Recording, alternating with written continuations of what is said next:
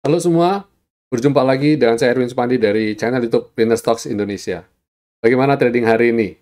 Trading hari ini agak ya gitu deh ya. Ada yang trading saham-saham emiten yang mineral ya seperti Inco, Antam, MDKA, terus apa lagi tadi? Harum gitu ada, Tins gitu ya. Wah, tadi kayak di HP katanya.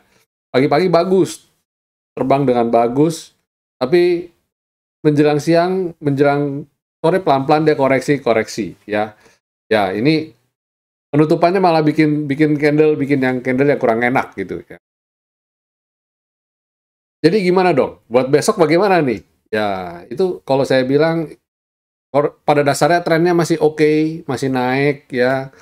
Kita kita lihat saja dalam beberapa waktu ke depan, toh yang barang apa emiten-emiten ini ya, itu selalu terkorelasi dengan harga komoditinya. Nah, kita mesti cek juga, jangan-jangan tadi siang memang posisi lagi koreksi. Tapi pada dasarnya trennya juga masih akan naik kok. Sertai dengan kondisi cuaca dan sebagainya, mestinya harga komoditinya juga masih akan naik. Ya, hari ini saya akan membahas mengenai trading sebagai suatu usaha, ya, trading for living, trading saham sebagai mata pencarian utama. Ya, kita banyak yang bertanya-tanya pasti. Paling lihat kondisi kayak gini ya, belakangan ini begitu market begitu turbulent. Ini kondisi market seperti itu. Terus ditambah juga ekonomi real yang saya lihat masih merangkak, usaha keluar dari kondisi pandemi seperti ini. Banyak orang yang mungkin yang saat ini berharap banyak dari trading saham sebagai. Saya mau ulas, hari ini saya mau ulas ya, bagaimana sih membuat trading itu dari trading saham sebagai trading for living. Apakah bisa? Apakah bisa? Seperti yang sering saya ulas, sering saya katakan, pada dasarnya trading saham itu adalah sebuah journey, adalah sebuah perjalanan hidup. Jadi, saya selalu sarankan hindari menggunakan kata-kata main saham. Nah, kelihatan simple, kelihatan sederhana, tapi main saham bisa menjadi hal yang kurang baik buat kita, buat perilaku kita, buat behavior kita, buat kita bagaimana kita melakukan keseharian menganggap suatu usaha ini dengan serius. Bagaimana kita bisa serius kalau kita menggunakan kata-kata sedang bermain? Kalau bermain, istilah bermain itu kali mengarah kepada sedang, kalau kita trading saham itu kayak lagi buying impulsif gitu ya. Saya lagi mau main ini, main saham ini, atau kalau ada mungkin kita jarang juga bercakap-cakap dengan rekan kerja, teman, handetola. Kamu sedang main apa? Main saham gorengan? Atau main apa? Hari ini main apa gitu ya? Oh, maksudnya beli apa? Beli saham apa? Tapi hari ini main apa? Jadi bahasanya main. Kita kalau berbicara mengenai main, itu secara tidak langsung ya, itu membuat mindset kita, membuat perilaku kita menjadi kurang baik. Itu sebabnya saya sarankan untuk menganggap suatu usaha, ini trading saham ya, real. Dari situ, berangkat dari situ. Kita ketahui, kalau kita menganggap ini sebagai suatu usaha real, ya, trading. Trading itu kalau kayaknya di Indonesia kan aksi jual beli ya. Suatu aktivitas yang ada di pasar. Kalau di pasar ya sana sih. Kalau orang ngomong trading itu ngomongnya scale-nya, scope-nya lebih luas. Antar negara itu trading. Padahal sebenarnya sama aja. Ya namanya trading sama, istilahnya sama. Mereka lakukan transaksi. Nah, trading ini ya, kalau Bapak Ibu kembali lagi, jual beli itu kan nggak cuma kita beli untuk konsumsi dipakai sendiri. Kalau trading itu lebih cenderung perilaku perdagangan. Kita beli kita jual kembali. Itu trading. Bapak Ibu mungkin kalau cerita ini lebih mudah jika Bapak Ibu berangkat dari sisi tawan. Pernahkah Bapak Ibu melihat gitu, kita mau buka usaha, buka toko, mamanya, mau berdagang, kita mamanya mau beli barang, bisnis stok, kita ada duit nih, ada modal sekian nih, ada nggak seorang pedagang yang belinya asal, udah beli aja, yang penting satu toko isinya penuh gitu, jumlahnya berapa, tanpa riset, tanpa apa-apa, pokoknya yang penting penuhin barang, ada nggak? Ada kan? Pasti dia lakukan riset dulu. Barang mana yang laku, mana yang kurang laku, mana yang fast moving, mana yang slow moving. Itu penting sekali bagi seorang pedagang. Yang fast moving, profitnya sedikit, tapi kita main omset. Sedangkan yang slow moving, kita harus taruh margin yang lebih tinggi. Harga jual, harga dari selisih yang lebih tinggi. Supaya apa? Supaya uang yang mati di dalam, maksudnya stok uang kita dalam jadi stok barang kita itu hitung dengan bunga bank dan hitung lain-lainnya, jadi kalkulasi menjadi masuk. Nah, pedagang ya. Nah, saya bilang kita kalau pengen menjadikan trading saham menjadi usaha, cobalah berpikir layaknya menjadi seorang pengusaha. Cuma berbedanya adalah barang yang kita jual belikan itu bukan barang yang kita lihat ada real wujudnya, tapi barang yang paper. Kita jual beli kertas. Kalau di negara-negara maju, pasar komoditi, mereka ada istilah seperti jual DO ya, jual beli DO. Barangnya adanya di gudang, tapi yang mereka jual belikan adalah surat stok barang. Satu kontainer. Kalau barang metric ton gitu, jual beli metric ton dalam metric satuan volume. CPO, kita nggak mungkin kan bawa CPO gitu ke bursa, kan nggak mungkin. Kita jual papernya, stoknya, jumlah stoknya, papernya, stok tanggal keluaran untuk hasil tanggal atau bulan November atau bulan Desember, stok shipping bulan Desember atau Januari, itu yang diperdagangkan. Nah, yang diperdagangkan itu kertasnya, barangnya mah ada di gudang. Nah, itu sama aja dengan saham. Itu kita kembali lagi, kita harus, kalau seorang pedagang, kita harus pikirkan mana yang fast moving, mana yang slow moving. Nah, di sini udah mulai ada gambaran ya. Slow moving boleh saya analogikan sebagai saham-saham yang kita tradingkan harian. Nah, sudah mulai kebuka nih. Nah, sedangkan kalau slow moving adalah saham-saham yang kita tradingnya swing. Swing bisa mingguan, bisa bulanan. Nah, sudah mulai oh Pak Erwin lagi ngomongin ini toh.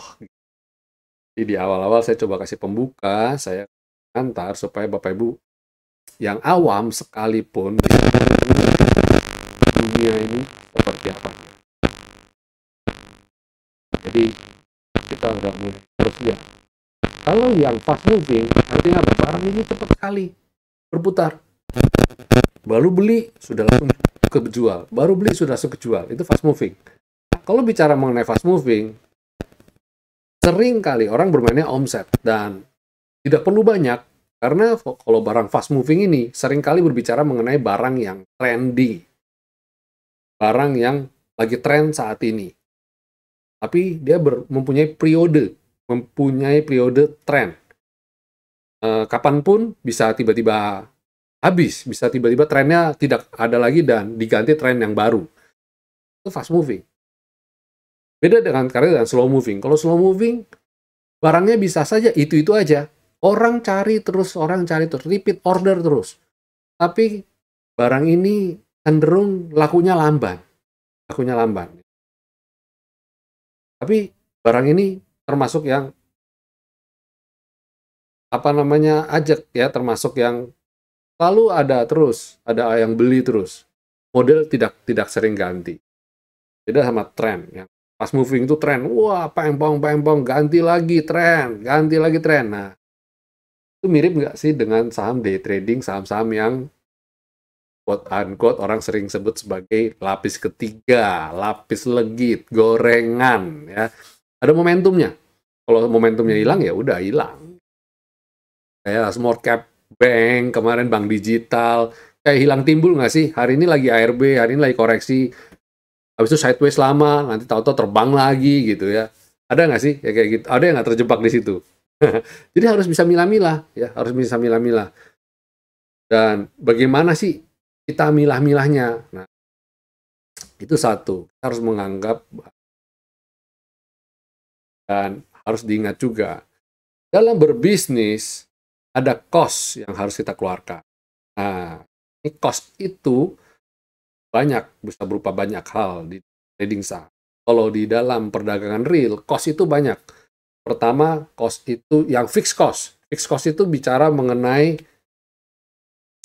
biaya listrik, gaji pegawai, sewa tempat, atau kalau enggak cicilan kalau beli ya, dan apa lagi, modal kerja yang berputar ya, itu fix, itu cost. Ingat, ini cost. Setiap kali kita buka toko, jebret, belum ada pembeli, cost ini sudah terhitung. Begitu kita nyalakan saklar listrik, listrik sudah mulai nyala. Pegawai datang, gaji hari itu kita sudah harus hitung. Ya kan? Itu cost, running cost. Itu bisnis. Satu lagi adalah yang kita biasa sebut sebagai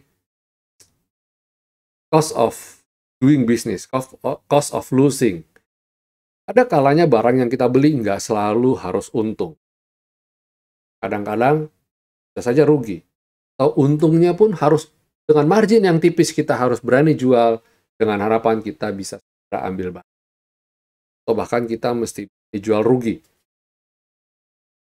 Sekarang saya analogikan, itu di bisnis real. Sekarang saya balik ke trading saham. Trading saham ada cost nggak? Pasti, ada fixed cost.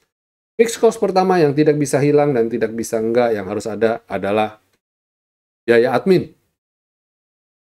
Biaya admin ini cost. Harus dihitung, dan memang dihitung karena itu fix. Ya. Kemudian ada namanya, kalau Bapak Ibu punya tools atau paket tools, ya itu juga ada cost juga. Tentu saja dengan Bapak Ibu pakai tools, pakai apa lagi, seperti kayak belajar, pembelajaran, ikut rekomendasi, ikut mentor, ikut apapun, grup, nah itu tools. Itu ada cost juga kan? Itu cost juga. Kita harus hitung, harus hitung. Semua harus dihitung. Ini kita ngomong bisnis ya, bisnis sebagai seorang profesional. Terus ada juga yang cost yang secara tidak langsung tidak kelihatan, yaitu running cost yang saya bilang cost of losing tadi.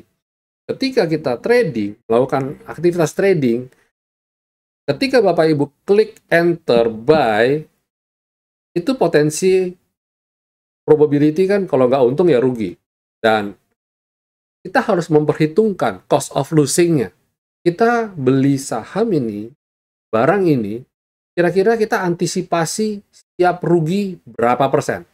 Jadi ketika saham ini turun, kita harus tahu, oh ini saya mau jual cut loss di sini. Jadi kita harus hitung risikonya. Kalau Bapak Ibu tidak hitung di situ, itu berarti Bapak Ibu belinya impulsif. Itu tidak bisnis namanya. Kita kalau bisnis, segala sesuatu risiko kita hitung. Kalau dengan kita bisa menghitung risiko, maka profit akan mengikuti kemudian. Pasti. Karena kita bagaimana sih caranya meminimalkan risiko dari modal yang kita. Ini jelas? Pertama, ini sudah saya bilang, mindset, orang punya mindset yang benar. Kedua, kita harus memperlakukan ini karena ini bisnis, harus memperhitungkan cost, running cost. Harus itu. Ya. Dan kemudian kita harus memikirkan bahwa market tidak selamanya in the good times. Kadang, sometimes market ada di masa sulit. Masa sulit dalam arti begini, kalau di saham, kalau buat kami, kalau buat saya, menurut saya saham itu adalah suatu tidak ada masa sulitnya. Yang ada adalah sektor yang berganti, berubah sektor, berubah berubah pola trading. Kalau kali ini sektor finance yang jalan, besok sektor energi yang jalan, besok basic yang jalan, besok sektor consumer, berubah-berubah. Atau kalau nggak sekarang lagi jalan sektor saham lapis lagi, besok lapis kedua, besok lagi saham lapis pertama. Itu cyclical, ya siklus kalau saya bilang, boleh saya bilang siklus. Jadi di dalam setiap masa sulit yang orang sering sebut sebagai masa sulit, sebenarnya tetap masih ada peluang. Sampai sini jelas?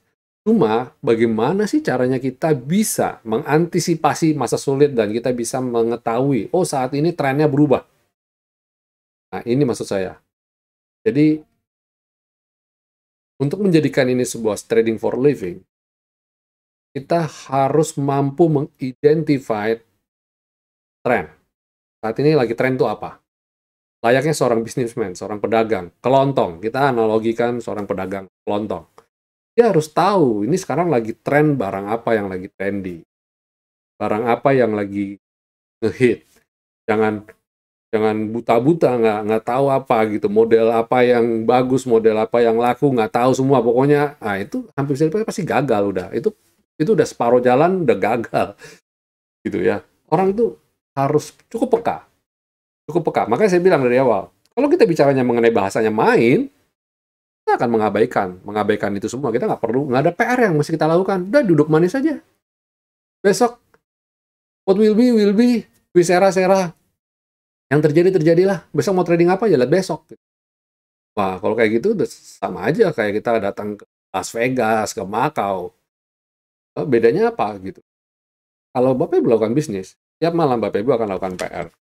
Yang saya tulis ini ya, catatan. Saya sudah bilang, saya bikin market review ini pun adalah bagian dari saya mengerjakan PR saya. Saya berbagi, saya akan bagi ini buat teman-teman di grup pelajaran ya, yang subscribe channel YouTube saya gitu. Saya bagikan. Dengan saya riset, dengan saya bagikan ini juga seperti pedang bermata dua, ini juga membuat saya menjadi introspeksi apa yang harus. Oke, jadi kita harus bisa mengerti kemana arah tren. Dengan kita mengerti tren, maka kita sudah jadi kita otomatis bisa untuk mengarungi market. Separuhnya udah mengarungi. Itu udah poin ketiga. Poin keempat, bagaimana menjadikan trading business atau for living ya. Kita harus punya, orang bilang age ya, kalau bahasa Inggris bilang age. Harus punya patokan, harus punya kapan kita harus jual, profit taking, kapan kita harus cut loss, kapan kita harus beli, kapan kita harus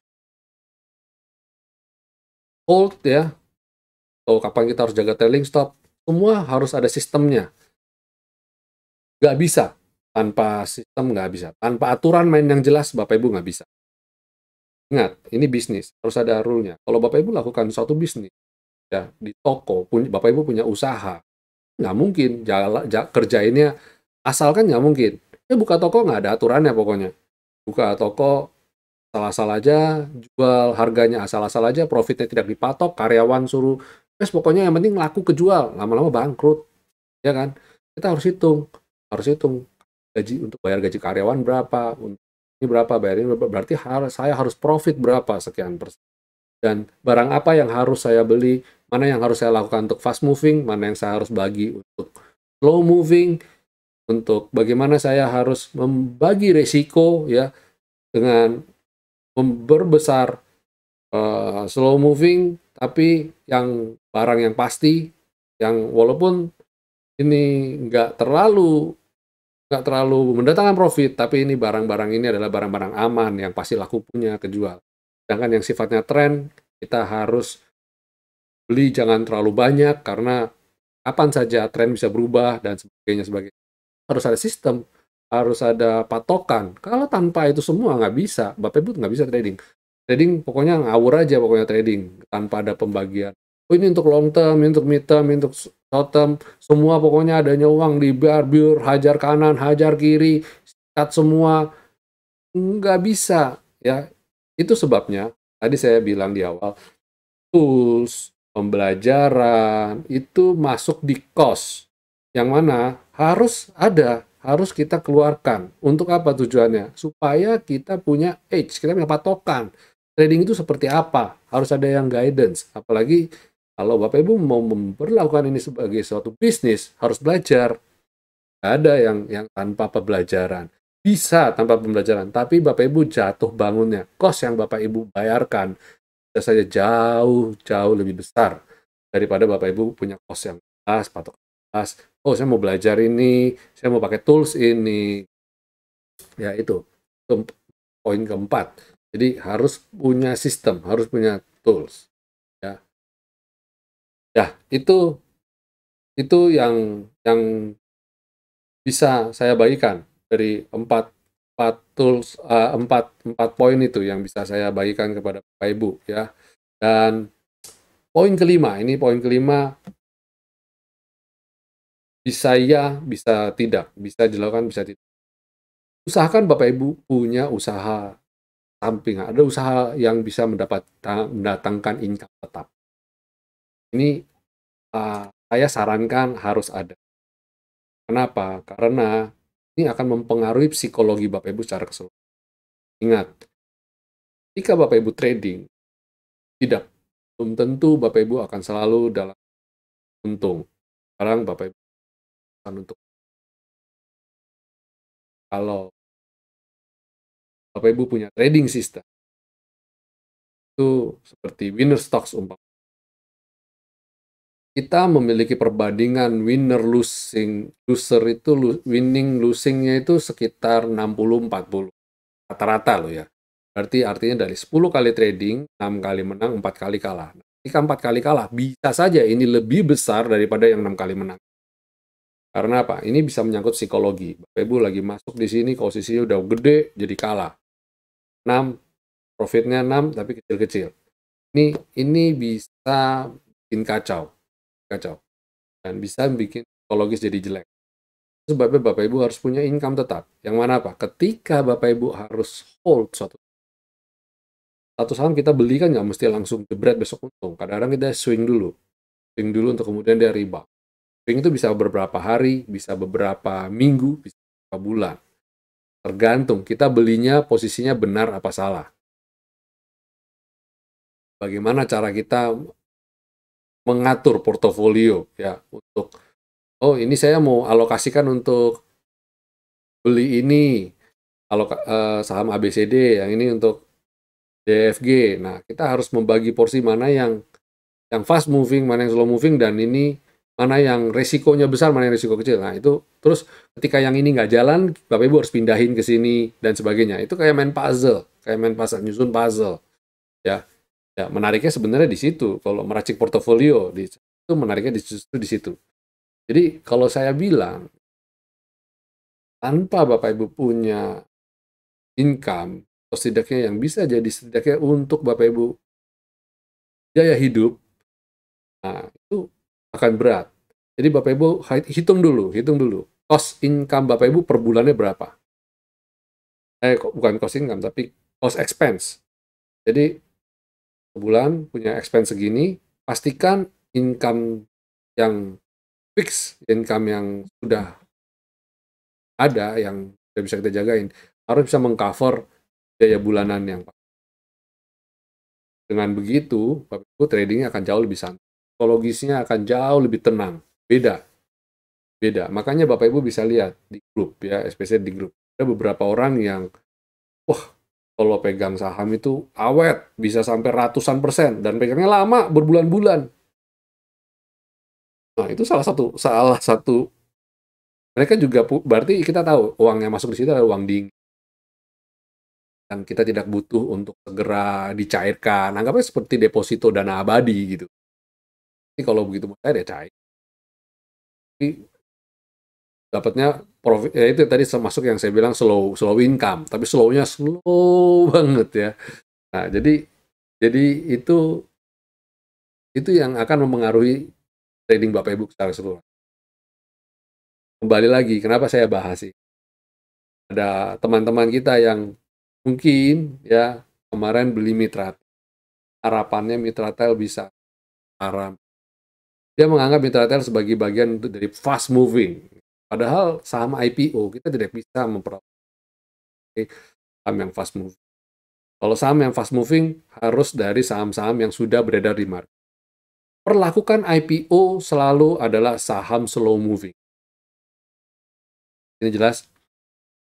Pastikan Bapak Ibu memperlakukan saham IPO. Tidak pernah tahu ini akan bagaimana.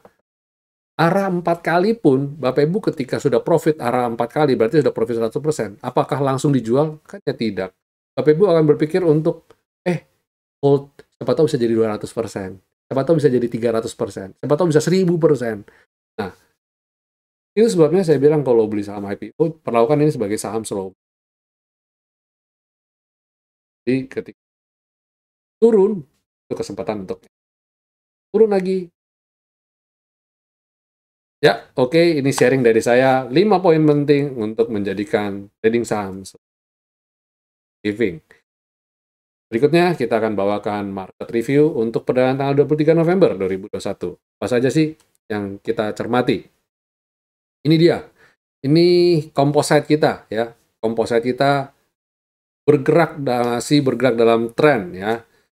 Masih bergerak dalam tren yang oke, yang bagus ya. Ini menarik sekali ya, dia masih ada di selendang. Setidaknya masih tertahan di level selendang walaupun dia terkoreksi. Masih dalam tren yang bagus.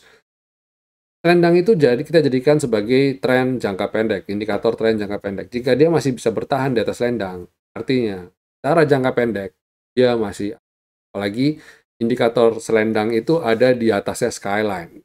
Tambah menandakan bahwa ini ada dalam tren yang kuat, sangat kuat bahkan. Ya, kalau kita lihat IHSG dalam beberapa waktu ke depan, ya mungkin saja dia bisa bergerak naik turun, tapi saya lihat dia masih dalam range positif. Selama dia ada di atas selendang sih, manfaatkan momentum untuk buy on weakness, especially di saham-saham pemegang market cap kita.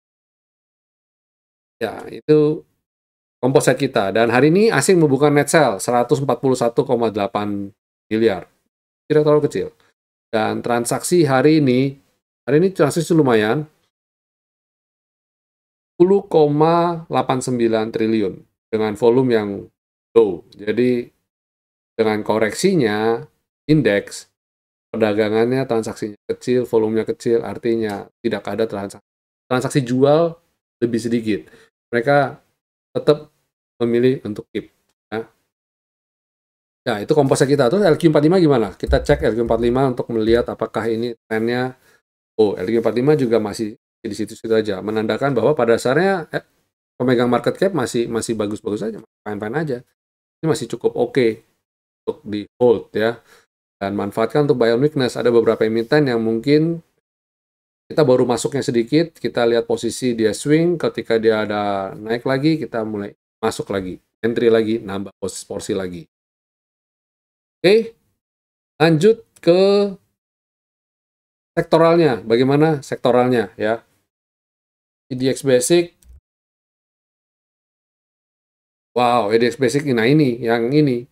Tadi emiten-emiten mineral sempat naik dan dia tiba-tiba koreksi. Nah, kayak gini nih. Ternyata IDX Basic bobot pemberatnya ada di emiten-emiten itu ya, kayak Antam, Inco, ya. Banyak di sini rupanya, ya, sehingga membuat sektornya kayak gitu. Tapi pada dasarnya trennya masih naik, jadi anggap itu sebagai momen untuk kita, siapa tahu besok bisa lagi. Berarti kita bisa sekali lagi beli di harga murah. Oke, habis saya IDX Basic ada Consumer Cyclicals, juga sama koreksi tapi tertahan di level support ya, di level bottom selendang. Tren juga masih bagus, masih aman, silakan hold. Harapan saya dia bisa ini pullback aja, dia bisa rebound lagi. Sektor energi Nah, ini sektor energi, silakan icip-icip Bapak Ibu. Energi ada beberapa, silakan belanja jika ada yang sudah dibidik ya. Ini bagus ini sektor energi. Sektor finance, wow koreksi ya, sektor finance koreksi, tapi good news-nya tertahan di level selendang ya, koreksi. Masih oke kok, masih cukup aman. Terus healthcare masih dalam tren naik juga ya, tertahan di selendang, masih good, masih oke, aman, pada dasarnya masih aman. Manfaatkan waktu untuk ini, untuk buy on weakness.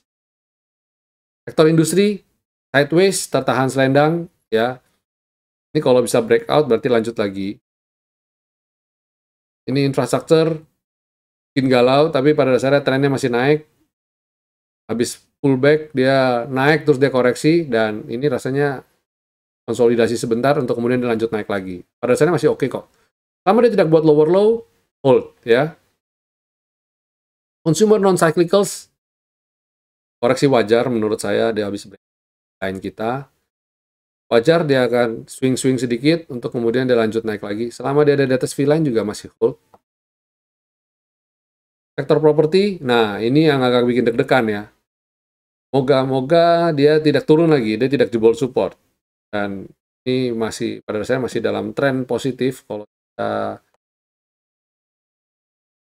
tarik trennya, garis trennya, dia masih cukup aman, masih cukup jauh di atas. Jadi pada dasarnya trennya masih dalam tren naik ya.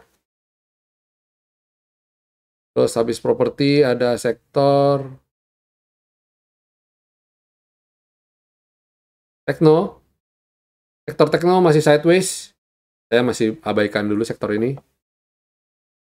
Terus sektor transportasi. Nah, akhirnya koreksi juga. Ya kalau kayak gini saya juga ya bilang ya hold aja bagi yang belum sempat jual, tapi kalau saya bilang kurangi muatan jika besok masuk kembali ke dalam selendang. Ini sudah terlalu tinggi. Tapi good news-nya kalau besok dia rebound, mantap. Artinya dia tren masih terjaga di atas selendang. Ya cukup cukup nurut loh sama di hold. Masih bisa hold. Oke. Ya, itu sektoralnya. Dari sini sih kita bisa melihat bahwa tren kecenderungan masih koreksi masih membayangi, walaupun bisa ada tanda-tanda rebound juga. Bisa sektor finance juga kok lihatnya bakal bisa potensi rebound. Tapi wait and see lah kita. Pantau-pantau kita lihat-lihat. Ya. Oke, terus kemudian ada sektor berikutnya. Kita masuk segmen berikutnya, itu rekomendasi. Apa aja sih yang kita bisa rekomendasi, Ibu? Cara live trading lagi. Ya, semoga ya. Pertama, buat besok ada ESA, kan? ESA dia dalam tren yang bagus ya, membentuk pola. Kalau kita lihat ini ada pola up and handle. Oke, masih. Target saya bisa naik ke atas ini, dia bisa breakout, cakep nih.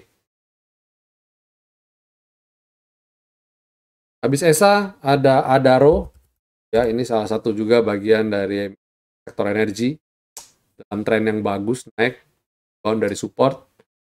Habis Adaro ada Saratoga, juga sama ya, slow but sure ya, masih dalam tren naik yang cukup oke. Habis Saratoga ada MTDL, ini juga rapi sekali ya, rapi sekali jalan di selendang dalam tren naik yang cukup kuat ya. Kalau kayak gini udah hold aja, koreksi spekulatif, averaging, lakukan averaging. Terus habis itu ada S Hardware.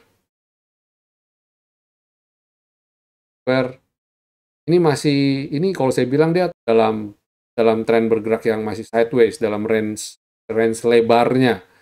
Jadi kalau saya bilang sih S Hardware, kita gambar trennya. Ini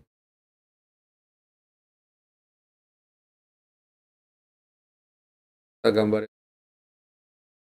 Ini kira-kira ya, kira-kira dia bergerak di sini dan di sini. dia begini geraknya. Kalau dia masih bergeraknya begini, ya berarti di areal taking profitnya kita ada di level ini, di T2.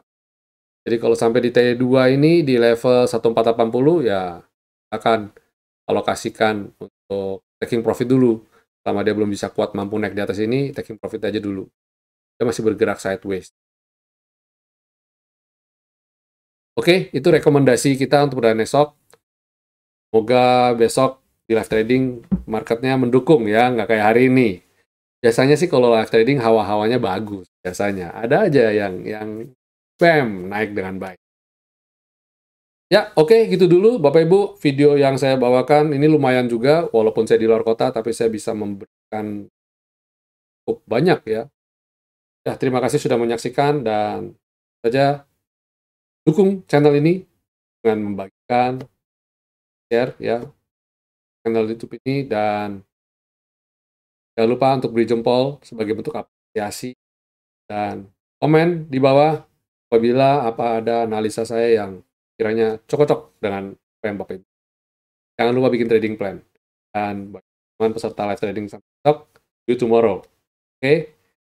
Stay safe semua, stay healthy, happy cuan, and God bless you all.